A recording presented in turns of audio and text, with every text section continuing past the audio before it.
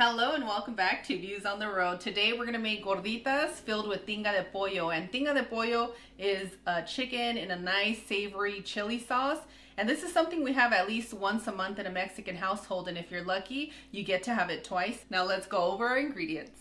For this delicious recipe, you'll need 2 shredded chicken breast, 8 ounces of chorizo, 3 cups of instant corn masa, and 2 to 3 cups of water.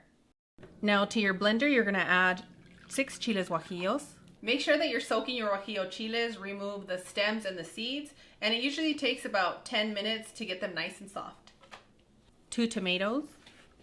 If you're using Roma tomatoes, you're going to need 2. If you're using juicy large tomatoes, you're going to need 2. And if you have small little tiny ones that you need to get through, you're going to need 4.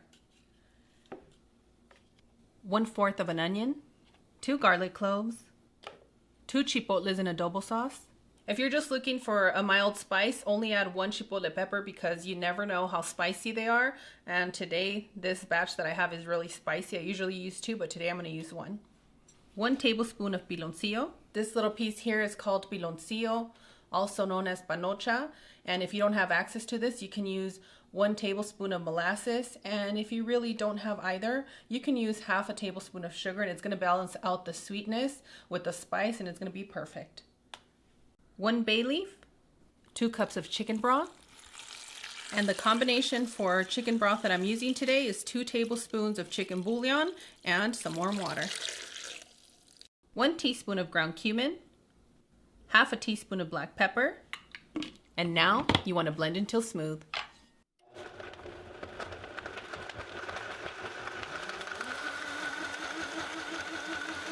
And boom, done. Let's get started on our masa. We're going to start by adding our instant corn masa. I'm using maseca today. And I love making gorditas because after you get familiar with the process about the 3rd or 4th time, it becomes super easy for you to do. To your instant corn masa, you're going to add 1 teaspoon of salt.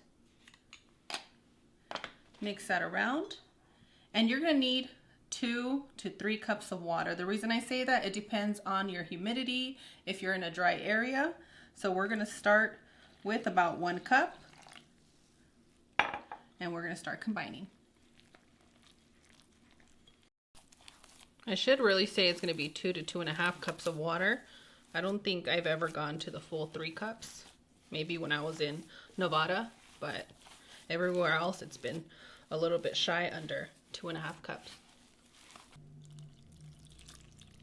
We can safely say that I used 2 1/4 of a cup of water. And you just want to make sure that you combine everything well. This is totally different than making flour tortillas, so this should only take you about 1 minute to 2 minutes to do. You can feel it's wet to the touch, but it's not overly hydrated, and that's exactly what you're looking for. The dough should feel like when you get out of the shower and you have wet skin and you're drying off. That's about how hydrated this is. So you're going to go ahead and place that back into your bowl, and you're going to let this set for about 10 to 15 minutes. Place your burner on a medium heat and drizzle a little bit of oil. Next, you're going to add your chorizo.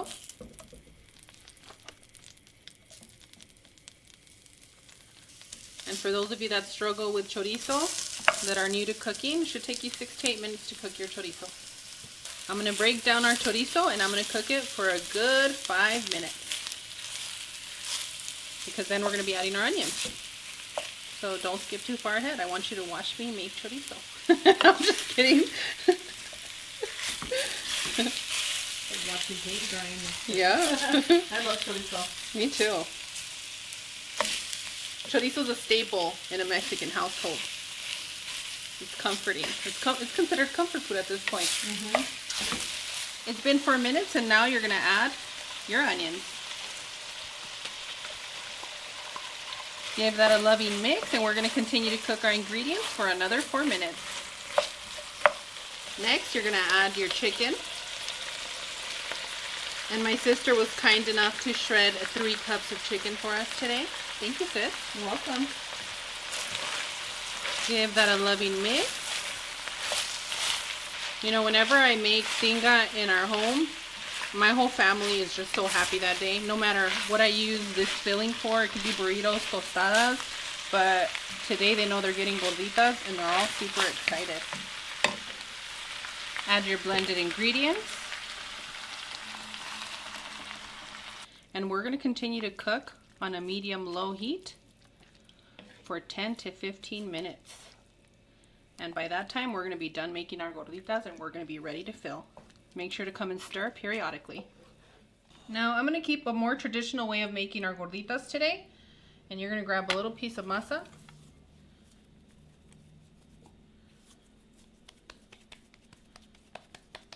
And for reference, I have 1/4 of a measuring cup and it has a little dome. That's about the size that's going to work for the gorditas. Dip my hands in a little bit of water. Make a little ball. And believe me, in Mexican cooking, you'll never get those precise measurements. That's not how it works. But I love you guys enough to take the extra step because I want all of you to eat gorditas. Perfect. And now let's go place it on our burner and get to cooking.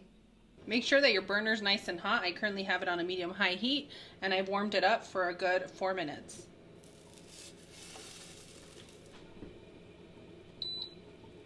After about 1.5 minutes, you're going to see that steam's coming out. That means that it's going to be time for you to flip it. And you want to cook it on that other side for another 1.5 minutes to 2. And in the meantime, you're going to go ahead and give your tinga a loving mix. You'll know your gordita's ready because you'll see that one side starts puffing up a little bit, and it should take you anywhere from 4 to 5 minutes to get to this point with your gordita.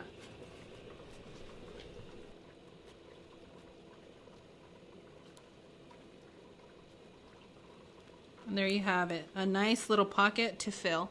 I'm going to go ahead and set our gordita to the side and I'm going to continue with the remaining ones.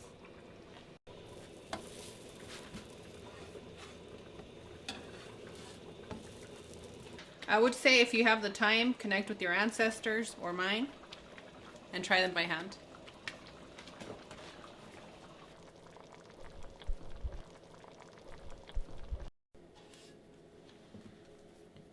And using a plastic knife does work a lot better.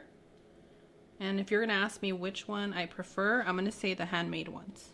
And boom, done. We're ready to fill. We have a total of 7 gorditas. As you can see, these are the ones that you press and these are the ones that are made by hand. And there's actually one more that's missing, but Claude already had one. So you're going to have 6 to 8 gorditas with the amounts that I provided for you. You're going to take your gordita and you're going to fill it with your tinga.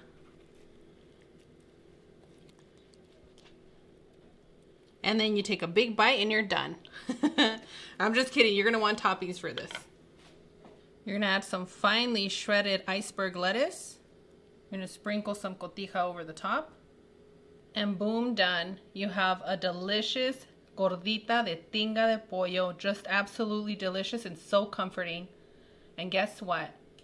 I'm going to need somebody very special to say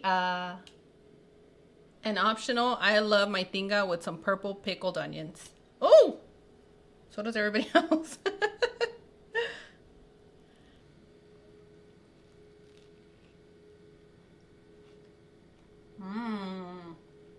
That is absolutely delicious. Yeah, they came out fire. Look away. Here comes our addiction week with the gorditas, because once we make them, we're not going to stop. And once you get to making gorditas, you're right. All of a sudden, you just want to eat gorditas all the time. And there's so many different options and fillings for this particular recipe. But you can't go wrong with making some tinga. I mean, I can't even talk because I just want to eat this whole thing.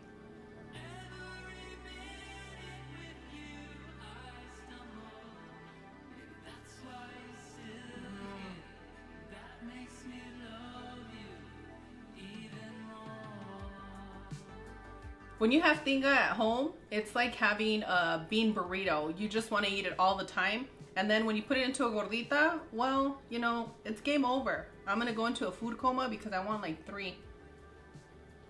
As always, Claude and I are wishing you the best. We absolutely adore you. We hope you enjoyed your tinga gorditas today. And on that one, we'll see you guys tomorrow. Bye. Adios.